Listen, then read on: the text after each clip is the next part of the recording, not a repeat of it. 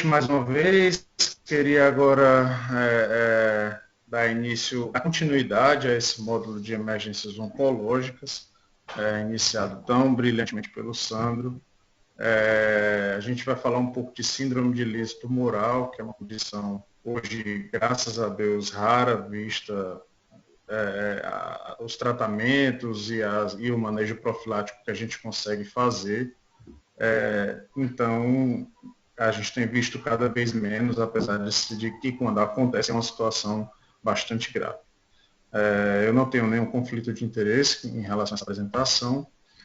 E a síndrome de Liz tumoral é de fato uma emergência oncológica, é uma situação que pode levar o paciente ao óbito, caso ele não seja tratado adequadamente a tempo.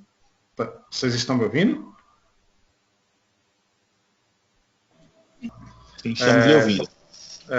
Pode levar o paciente a óbito se não for tratado adequadamente. Ela ocorre por conta da lise maciça das células tumorais no momento do tratamento, né?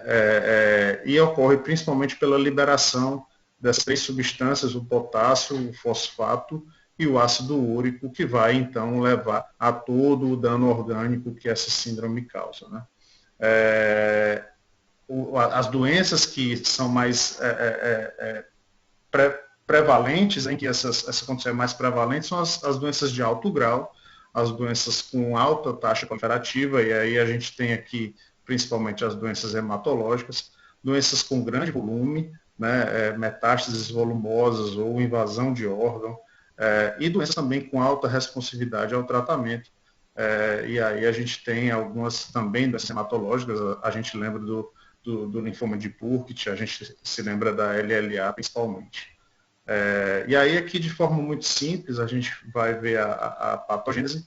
Quando a quimioterapia atinge as células malignas, ela vai gerar a quebra, né, a lise da célula, e ela vai liberar substâncias na corrente sanguínea, e as 3 principais são o ácido úrico, gerando uma hiperuricemia, que pode se depositar nos túbulos renais, causando uma insuficiência renal, a hiperfosfatemia, que também pode se unir ali ao cálcio, diminuindo o cálcio, causando uma hipocalcemia, e também depositando nos túbulos renais, depositando-se nos músculos, depositando-se no músculo cardíaco, e a hipercalemia, que ocorre por conta da grande concentração de cálcio no citoplasma, depositando-se no músculo cardíaco e no músculo estriado, gerando irritabilidade neuromuscular.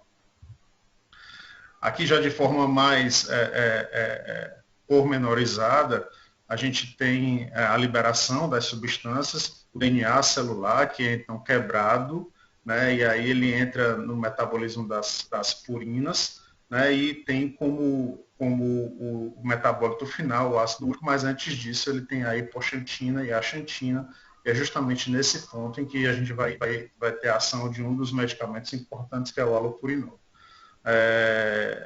Quando a purina já está na formatação de ácido úrico, a gente usa uma outra medicação mais efetiva, por sinal, que é a rasburicase, né?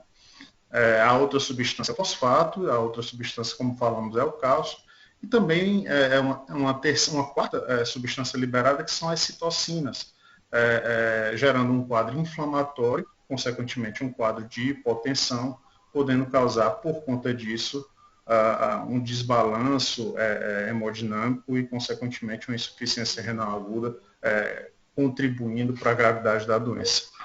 Tudo isso, né, o que vai acontecer vai depender da capacidade do rim do indivíduo de filtrar ou não essas substâncias. Caso ele tenha uma excreção urinária adequada, ele não vai desenvolver síndrome de Liz tumoral. Caso ele não consiga, não tenha essa capacidade, a síndrome de Liz tumoral vai acontecer. Por isso a avaliação do paciente previamente ao tratamento é tão importante. Por isso que avaliar se esse paciente tem ou não já uma comorbidade prévia renal se faz mandatória, né? Caso ele não consiga, caso ele não tenha capacidade de filtrar, vai aumentar a concentração desses solutos, que são de baixa solubilidade, vão gerando um baixo fluxo urinário, e também vai aumentar os níveis de substâncias cocristalizantes, causando então a nefropatia induzida por depósitos de cristal, que vai culminar com uma injúria renal aguda, que pode até terminar em hemodiálise. Aqui a gente tem uma definição de classificação bem clássica, feita por Cairo e Bishop, e aí ele divide a síndrome de lise tumoral em dois momentos: a síndrome de lise tumoral laboratorial e a síndrome de lise tumoral clínica, né? A síndrome de lise tumoral laboratorial ocorre quando pelo menos 2 valores desses que nós citamos, dessas substâncias que nós citamos, estão aumentados, né? Então, se o paciente tiver uma hiperuricemia maior do que 8, ou uma hiperfosfatemia maior do que 4,5, ou uma hipercalemia maior do que 6, ou uma hipocalcemia menor do que 7, ou menor do que 1,2, o cálcio iônico, né? Se o paciente tem, então, uma síndrome de lise tumoral laboratorial, e ele evoluir com a alteração da creatinina, né? Uma alteração da creatinina, ou convulsões, ou arritmias cardíacas, ou morte, por isso, né, o indivíduo, então, ele desenvolveu uma síndrome de lise tumoral clínica, né? Então, ele tem uma síndrome de lise tumoral instalada, e é aí que a gente vai agir no formato de tratamento. Mas aí a gente pode refinar ainda mais o diagnóstico disso daí, talvez antecipar esse tratamento, essa prevenção da síndrome de lise tumoral, né? Essas duas anormalidades têm que ser vistas ao mesmo tempo, ou então pelo menos nas 24 horas, nas mesmas 24 horas. A gente pode ser um pouco flexível nas alterações, quando eles variam em torno aí de 25% da linha de base, né? Então a gente pode desconsiderar se estiver nesse limbo aí. E se o paciente evoluir com hipocalcemia sintomática, tetanias, etc., ele também é considerado como uma síndrome clínica, necessitando de um tratamento mais intensivo. Bom, então, como que a gente vai analisar o risco de o paciente desenvolver ou não uma síndrome de lise tumoral, né? A gente vai levar em consideração um pouco o que a gente falou previamente, né? A gente vai ver quatro questões, principalmente a massa tumoral, ou seja, o volume de doença, né? A potencialidade das células tumorais entrarem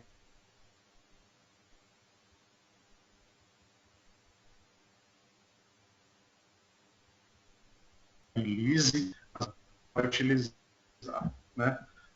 Falando um pouco então da massa tumoral, a gente vai ter os pacientes que têm massa tumoral bulk, né, aqueles tumores assim maiores do que 10 centímetros, são pacientes de risco, ou metástases volumosas, né, pacientes que têm infiltrações de órgão, né, um baço invadido, ou fígado, ou mesmo infiltração da medula óssea.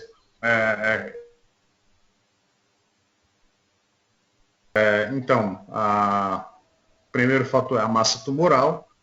O segundo fator é a potencialidade de resposta das células tumorais ao tratamento, então tumores com altas taxas proliferativas, tumores com altas sensibilidades às terapias neoplásicas e ainda mais com as terapias neoplásicas cada vez mais modernas, terapias-alvo, e intensidade da terapia antineoplásica, né? Se o paciente é tratado com apenas uma droga, com 2 drogas, a intensidade com que essa terapia é instituída. As características do paciente também é outra situação que deve ser avaliada. Então, se o paciente tem uma nefropatia prévia ao câncer, ele tem maior chance de desenvolver síndrome de lise tumoral. Se ele está naquele momento desidratado ou com depressão de líquidos, se ele está hipotenso por qualquer outro motivo, um quadro inflamatório, um quadro infeccioso, se ele tem uma urina ácida, ou se ele está sendo exposto a outra substância nefrotóxica, contraste, por exemplo, ou antibióticos, né? A outra condição também que tem que ser avaliada é a terapia de suporte, né? Se for instituída uma hidratação inadequada, provavelmente ele vai evoluir com síndrome de lise tumoral clínica, né? Se ele ingeriu naqueles momentos grandes quantidades de fosfato ou de potássio, né, e se houver uma remoção retardada do ácido úrico, e é por isso que hoje em dia a rasburicase está indicada nesses pacientes, pois o allopurinol retarda essa remoção do ácido úrico. Aqui a gente tem uma estratificação de risco que foi que foi desenhada em 2008 por um painel de especialistas e depois foi atualizada em 2010 e a gente consegue definir as doenças em baixo risco, risco intermediário e alto risco. Essa estratificação de risco ela foi proposta baseada em evidências científicas, mas ela não foi posta à prova, ou seja, ela não foi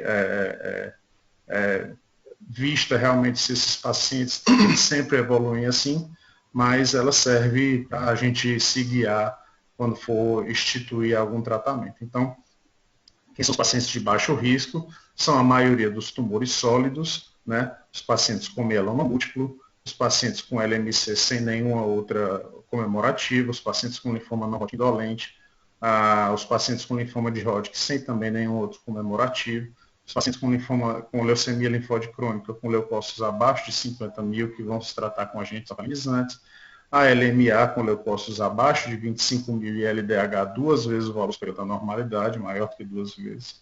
Os pacientes com LNH de grau intermediário, linfoma Hodgkin de grau intermediário e LDH normal, e o linfoma anaplásico de grandes células do adulto.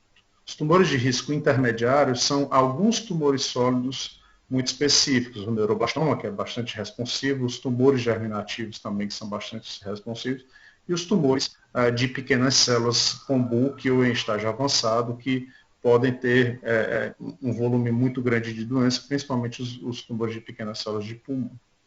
As leucemias plasmocitárias, as leucemias de linfóide crônicas tratadas com fludarabina, lenalidomida e venetoclax, que tem um linfócito maior do que 25 mil e leucócito maior do que 50 mil.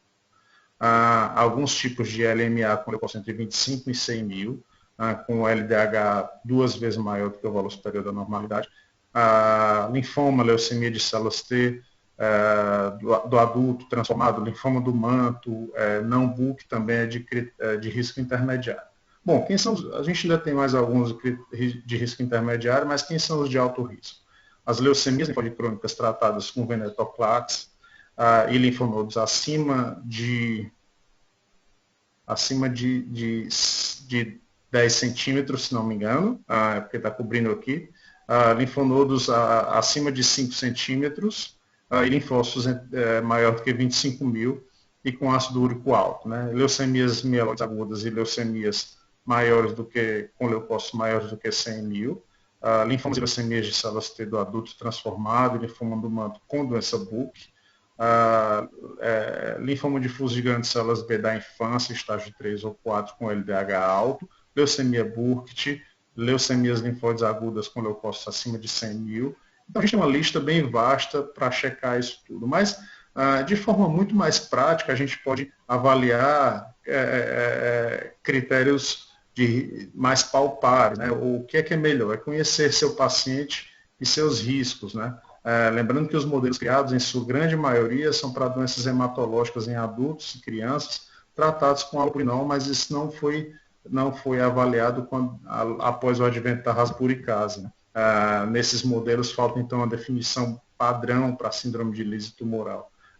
Portanto, esses critérios de risco podem ser substituídos por uma abordagem mais prática, né?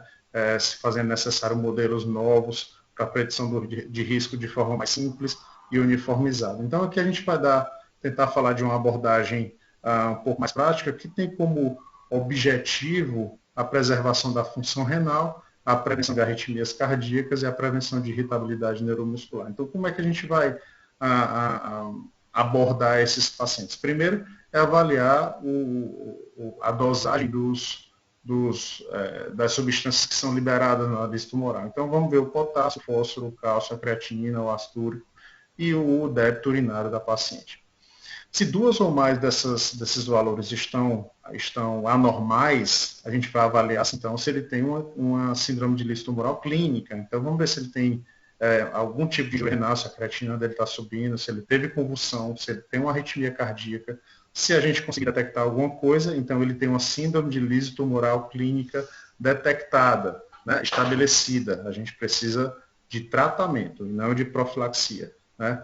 UTI, hidratação venosa rigorosa, rasburicase, monitoramento cardíaco, né, e avaliação laboratorial de 4 a 6 horas.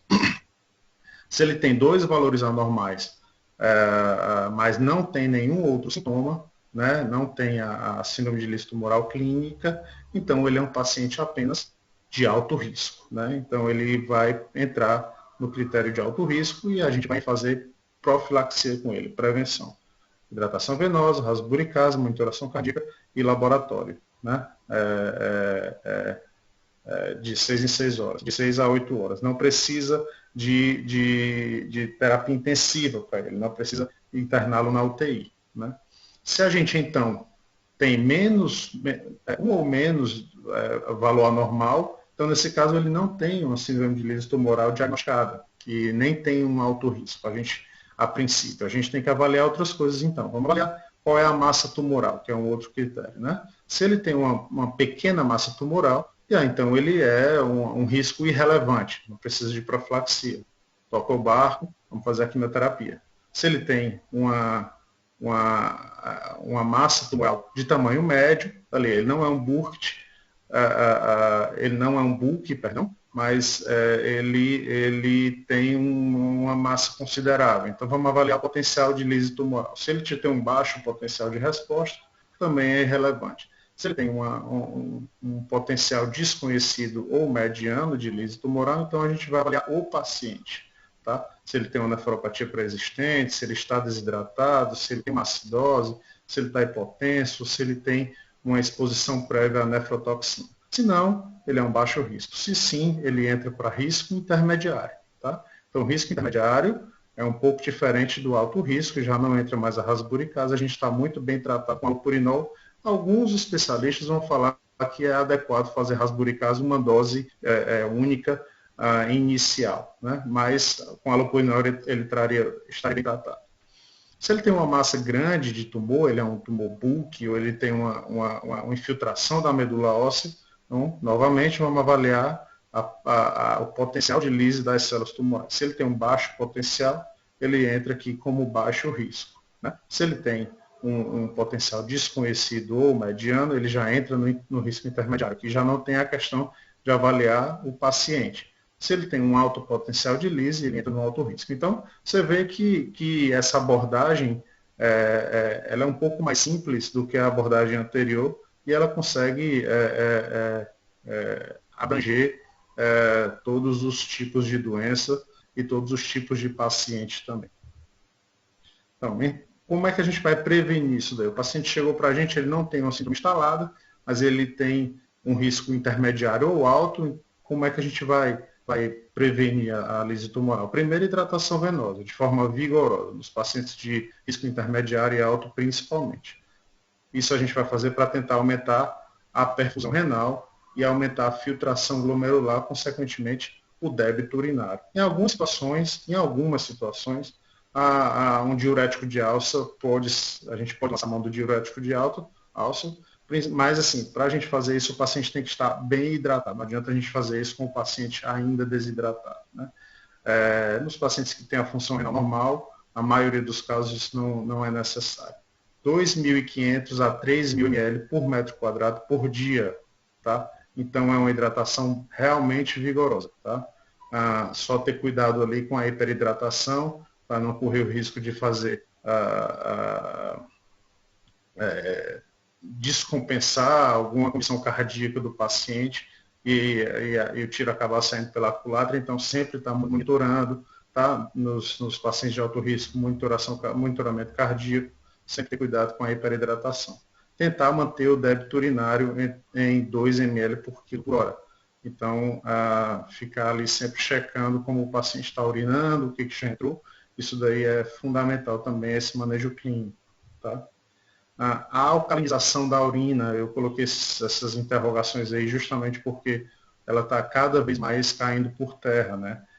No passado se usou bastante porque ela aumentava a solubilidade do ácido úrico, mas em compensação diminuía a solubilidade do fosfato, né? E aí gerava do fosfato de cálcio, aí gerava um depósito desse sal no rim, no coração e no músculo, né, desses cristais, né? Então ela deve ser evitada principalmente se houver disponibilidade de rasburicase, né? Então, quando há a possibilidade de usar a rasburicase, a gente evita a alcalinização da urina. Em relação ao halopurinol, isso não está bem determinado, mas a princípio não se faz muito necessário.